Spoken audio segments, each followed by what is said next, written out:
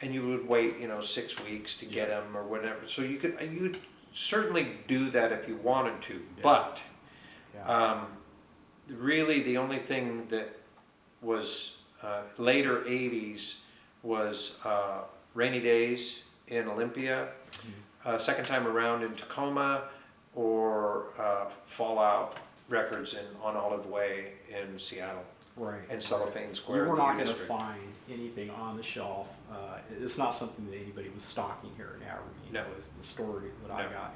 But, and of course, and you've probably heard the story that Chris talks about where he, when he moves here from Southern California, I guess there's one place that he actually likes to shop at in Aberdeen, and it's Dill's Secondhand. Oh yeah, well you could find just about anything in there. Just about. Yeah. And that's that's where he got his Meat Puppets 2 record. Oh, there was a Meat Puppets record there. Yeah. Oh, okay. Yeah, and which I was I'm still blown away to this day.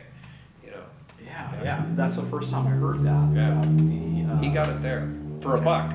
For a buck, which is what he paid for Shocking Blue. Yep. And of course, consequential because it had Love Buzz on it. Right. Right, yeah. Now later on, just to jump forward a bit, there's an interview, and I can't remember who the interviewer was, but Kurt was doing an interview, and it's on, I believe it's on video, where he's got all of his albums kind of lined up on the wall, and he's going through and he's taking out albums, and he's talking about, oh yeah, this is a great band, and he talks about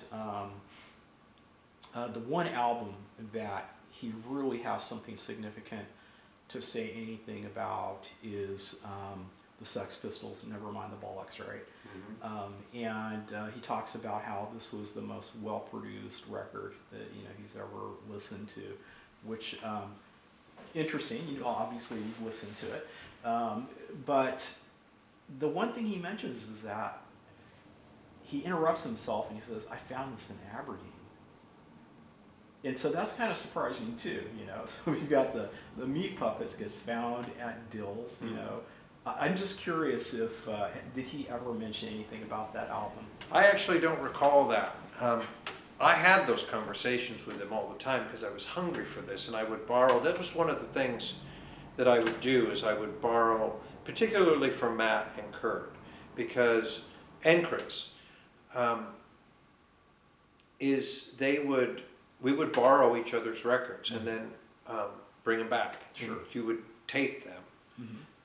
Sometimes you would make a mixtape for someone else.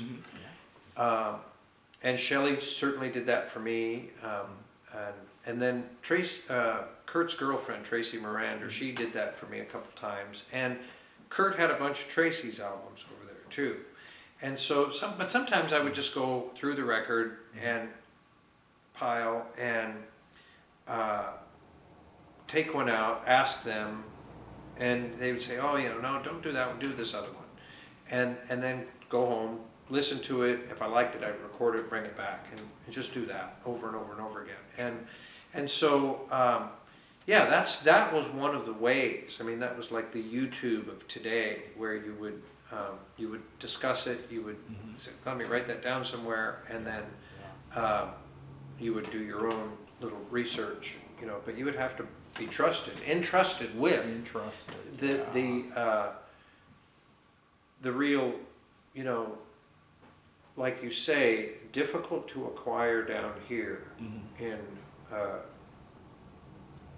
BF&E, as they like to call it, back in the day, where it was culturally limited, And I think, and depending on when you're talking about, it wasn't just Aberdeen necessarily. I mean, I was living down in Northern California, is where I grew up. And, thank goodness I had a friend that, he was into the punk scene. And so he would share albums with us. And so I remember he shared, one day I brought home a Dead Kennedys album, and so I'm like, wow, this is really something, it was like I'd never heard anything like this before. And so, I get out the book, and I'm writing down the lyrics, and then I leave to go do something else. Mm-hmm. I do recall my dad, for some reason, I don't know why, but the notebook sitting on my bed, and he goes through and he reads the lyrics, and I get the beat down when I get home. What is this? Mm-hmm. It's just lyrics off of an album. It's just music, Yeah. But yeah, it was just so foreign for what everybody else was listening to. Well, and yeah, that's it exactly. It sounds like you had a very similar experience that I had, and I would have that friend for me was Kurt and Tracy, Chris and Shelley, not so much Buzz, Matt Lucan definitely, Yeah. but I was hungry for this, and in hindsight, I think I got these things a little confused. My love for music and my interest in being a musician. And I think the whole 30-year deep dive into being a musician was not really what I was ever particularly good at and had a very great love affair with. But the music was, and that's really where it started. And I had that conversation with Kurt about Dead Kennedys. I know he had the Frankenchrist album, and it had the poster, the what's the artist that did Alien? Shoot, I can't think of his name right now. But maybe Randy knows. Randy, who's the guy that did all the art for Alien? Geiger? Yeah. Yeah. So in that Frankenchrist record Uh-huh. is a poster, which got the record banned. It's not the cover like you would think, but Yeah. it's basically it's a bunch of male behinds being yeah. Yeah, a whole bunch, and it was so offensive and yet so well done. Yeah. And yeah. so And it was by this artist, or was it in the I think it's Geiger. was Geiger? Yeah, Oh wow. I think okay. it really is. Okay, man, I'm gonna have to look that up. There, I don't recall that. Oh, it's awful. Um, And I remember, like Kurt being kind of proud of it. Like, Yeah. he's like, and I think he had it on his wall. yeah. It You know? seems like, obviously, I never knew any of these guys, but it seems like that was kind of Kurt's shtick. Did he like shocking people? Oh, absolutely. Um, I mean, that was a thing about the whole punk rock ethos that Yeah, he yeah. was extremely attracted to, and that was the conversation that caused the most friction between us. Is like, look, I hear you. Give me some slack. I just need to get you guys there on time. yeah. And if I put the money in the vehicle, check the oil, my money in the no problem. Mhm. But the idea that I would get something for that, Yeah. or that they needed to be there on time. Mhm. It was more punk rock to be late, more punk rock to not plan, more punk rock to be, confrontational Sure. to some degree Yeah. with yeah. absolutely everybody. Yeah. And it wasn't until, several years later that, Nevermind was successful. And I think that caused a lot of conflict for him. Yeah. The success. Yeah, absolutely. Yeah. I've read that it even got to a point where, because everybody is expecting to hear certain songs, they go on tour to promote the album, right? And they get to a point where, and I think it's the Smells Like Teen Spirit. They don't even refer to it as by name; they just call it the song. And sometimes they even skip performing the song. And and it sounds like what you're saying is that there was too much success. There was too much mainstream success. Well, And, he got to the point where he didn't like the people that were paying him. His actual audience uh-huh. when he would look out into the crowd, and I didn't hear this from him personally, but Yeah. like the last time I saw Kurt was in 1992 when I was on stage with him at the Seattle Center Coliseum. And I was over on Chris's side, standing behind his bass cabinet, and when he walked up, this was right after his daughter was born, and that Vanity Fair article came out, and he wasn't in a great mood, but it was a good return to Seattle, and his dad was there. Mm-hmm. Don was supposedly at the Seattle Center Coliseum, and Kurt made the famous statement to Chris, didn't you get kicked out of here with Sammy Hagar or something like that, but when he looked out in that audience, and I had youth group members that were there that night too, and I was kind of embarrassed for them because the last couple of years here in Aberdeen were the hardest by people that were now in his audience. When one night we played at a rehearsal at Maria's, and somebody heard about a party over in Hoquiam. And so Chris and Shelley and Kurt and I all hopped in my car and we drove over there. And Kurt and Chris and Shelley and I walked in first to this, I can't remember the name of the road, but it's on the backside of Hoquiam over there. And it was, a lot of young people, probably a kegger of some sort, and it was going off, but we were dressing in full-blown, shaggy, ripped up, which was not fashionable at all. And I couldn't even get out of there. By the time Chris, was a huge presence, but he had to, get between Kurt and I and all these jocks that were trying to pick fights with us. And it was appalling. And they were trying to pick fights just because you were viewed as outsiders? Or? Yeah. Or there was nothing. There was nothing. I don't even know that we personal. knew these people. Right. And it was just like. It's just that click confrontation. Yeah, it was. Yeah, that's it. And that's the kind of thing that I think that really inflamed him.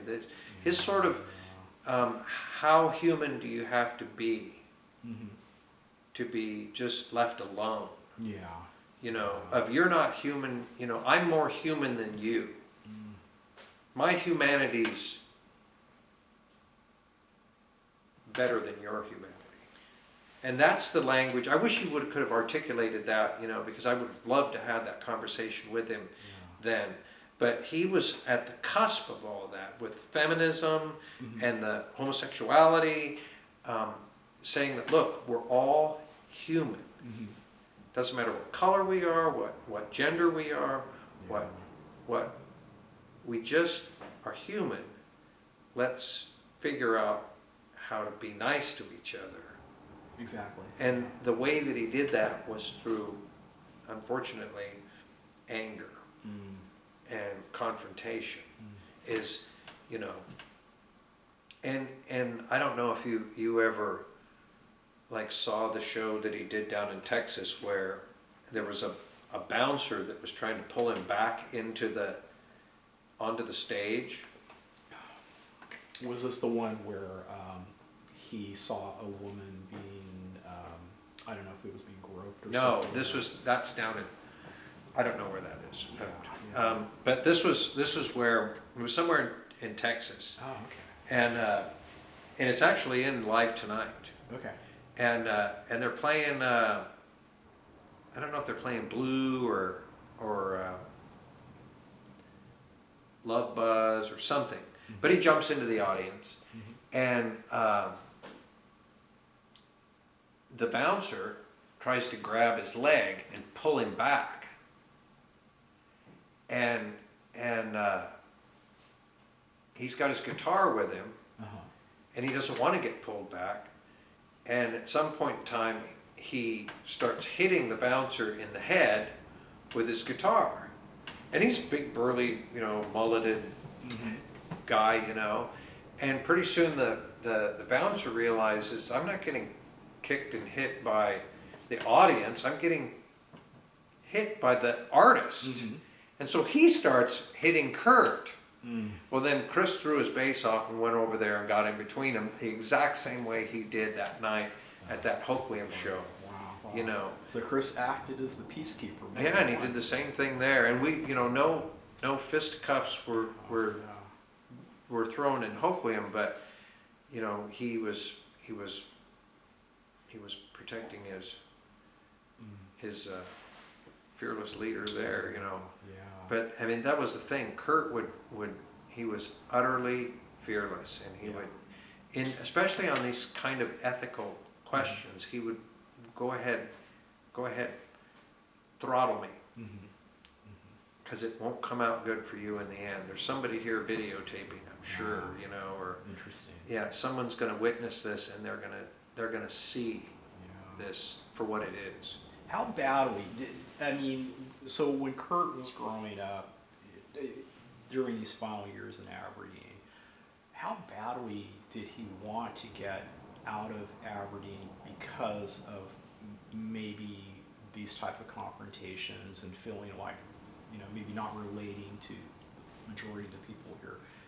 I've heard that he, obviously he moves to Olympia first on Paris Street, and then down the road, he verbalizes his feelings that it's more of the same, that it's still, I guess, I don't know, for lack of a better word, still cliquey here. The people weren't entirely different, I think. Humans can't stop being human. Right. I think that was a discouraging thing for him, I think it was easy. I mean, when you die when you're 27. How mature are you? Your prefrontal cortex hasn't even started to harden yet, So you become very judgmental about things. And I don't know about you, but I know I those initial prejudices that you encounter in life, they scar you pretty deep. Yes. And so when he would first experience bullying, it hit hard. Like anybody, I would imagine. You don't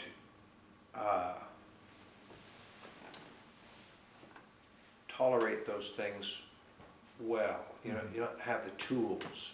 Sure. Especially, and you don't grow up in a family that has role models that help you with that emotional maturity. You know what I mean? Yeah. We can.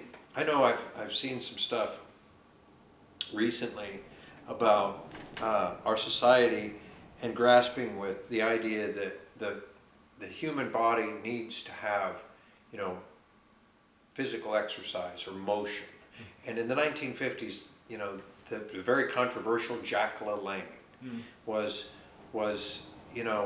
embraced, and by the 1970s, he was like a rock star.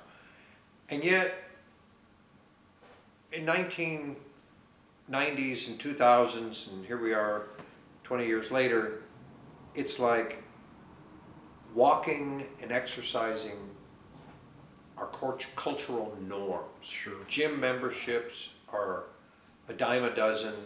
Every community, even in rural America, Grays Harbor has gyms. Sure.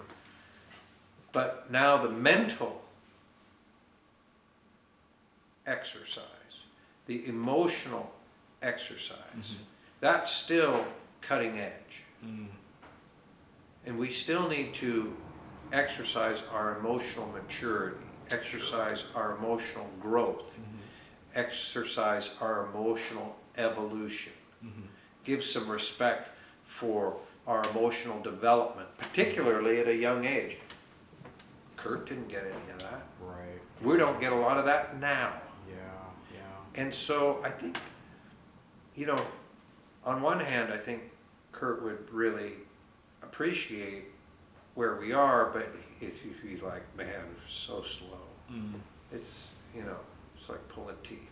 Right. Yeah. Right. Yeah. Good observations. Yeah. So, let's shift gears a little bit to something that is really kind of silly, but let's talk about the turtles. Yeah. I recently talked to Barb Schillinger, and you know Barb. Yeah. She talks about how, and she was a student in Evergreen Yeah. when Kurt moved in at that place, and so she was gone mostly during the day. Her husband was teaching at the high school, obviously, Lamont. And so I think the kids, and it was a large family, I think they kind of did their thing. Well, I know Eric and Steve, those are the two Yep. Schillingers that I knew. Okay. And, You knew them from high school, and Steve and I played in a band together. And, Okay, and, yeah. and Eric, I don't know if you've heard various things that Eric did as a musician himself, like MC, Satanic Scotty, and those kinds of. There's Steve had a record label called Pet That Dog, and he put out probably stuff. I should go get the CD for you. You'd enjoy it. Or it might not be. It might be up in Quinault. But anyway. Oh, wow. Okay, Yeah. that would definitely be interesting. I see Barb just about every Friday. I'll run into her because she's plays with the ukulele group, Yeah, right. Salmon Berries, and so she's always at the art center.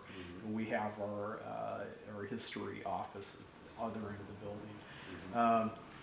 She's when I interviewed her, it seems like enough time has gone by. Kurt's he's been passed longer than he was ever alive at this point. Absolutely. It's kind of hard to believe that so much time has gone by, but maybe not all of her memories and recollections are as clear as they once were. Right. But she did. So she did mention about how she came home one day and there was one of those rigid wall little kiddie pools in the living room when you first go into the house, where the entrance to the hallway was, I believe she said, and there were turtles in it. And she didn't. I don't. Where did these turtles come from? I have no idea. But there were, and so the turtles are there. And then when he's asked to leave, the turtles stay behind. But then, I think she asked the boys, you need to figure out where Kurt is and have him come get his stuff. And I think eventually he gets moved down to Dell's house temporarily. But once he gets into the shack, for a better word, on what is it, the 1,500 address. Yep. The story is that the turtles show up there, and now there's a bathtub that's installed in the living room, and so well, it's a kitchen actually, but yeah. So and I haven't been able to get too much clarification from what I've read is that it was an odd layout in this house: 2 small bedrooms, 2 living rooms, a bathroom, not a functioning kitchen per se. There was a refrigerator or an ice box out on the back street. It had the kitchen, which is where I remember the bathtub being. Okay. I don't know that it was plumbed. There was a hole in the floor. I heard that Matt cut a hole in the floor, so they'd have a place to drain everything out. What did that bathtub look like? Was it like it was just a porcelain, tubs? clawfoot, exactly what it was. Okay, Yeah. so you recall seeing the turtles skirting around? Yeah. How were they? Were they big? Were they? No, they were just like this big, and they sort of didn't smell really great. Yeah. But that whole kitchen was like there was nothing in there that worked. Yeah. It wasn't functioning. No. Yeah. But there was a constant story. So I think, if I remember the timeline correctly, I think he was probably only in that place for maybe about 7 months or so before. That sounds about right. Leaving for Olympia, but it seems like there was maybe a steady stream of people in and out of that house. I've heard, I don't know if this is accurate, that the Melvins would even practice there sometimes. Yeah, I don't ever recall that. Don't recall that, but you do recall the band practicing there. I think this is obviously the Aaron Burkhart. Yeah. Absolutely. Yeah. Yeah, because Aaron didn't live very far away, Yeah. and I didn't live very far away. I was half a block away over on East First Street. Oh, okay. All right. And the whole Raymond show, I mean, there was a whole after that Mhm. that is,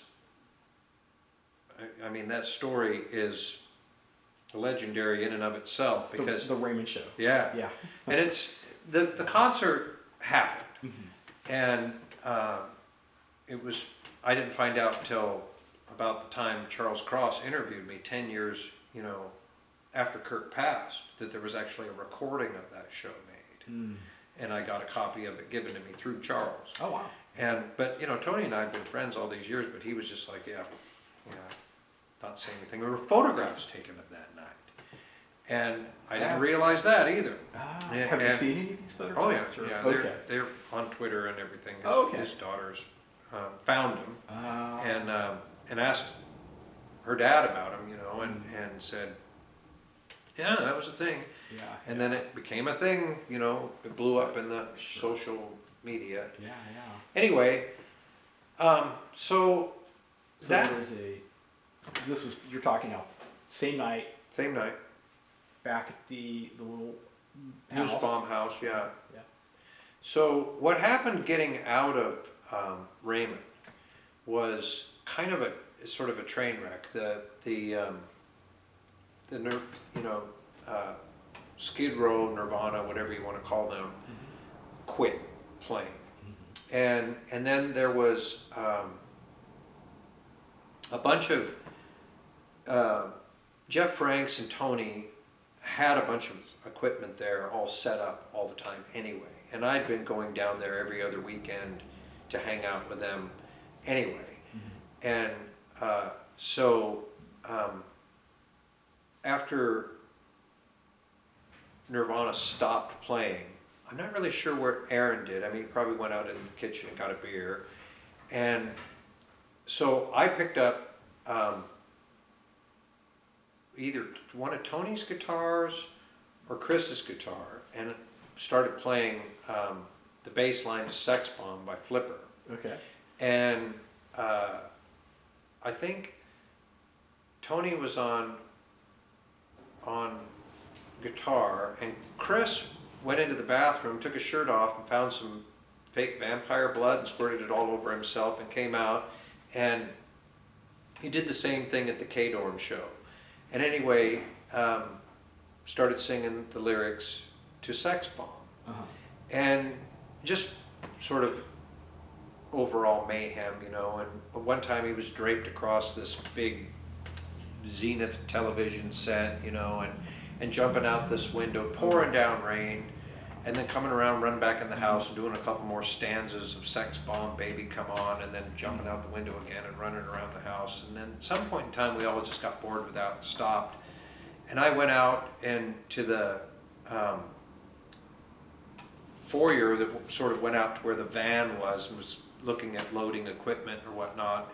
Oh, and at one time, I think I saw Chris standing, and so this van was a van that I had borrowed from Binny's Quality Floors in Ocean Shores, because I told my boss that, hey, my friends are moving again, can I borrow the carpet van for the weekend, and I'll bring it back on Monday. And he said, sure, go ahead, here's the keys. And so when we left Aberdeen from 1,000 and a half, wherever that house was.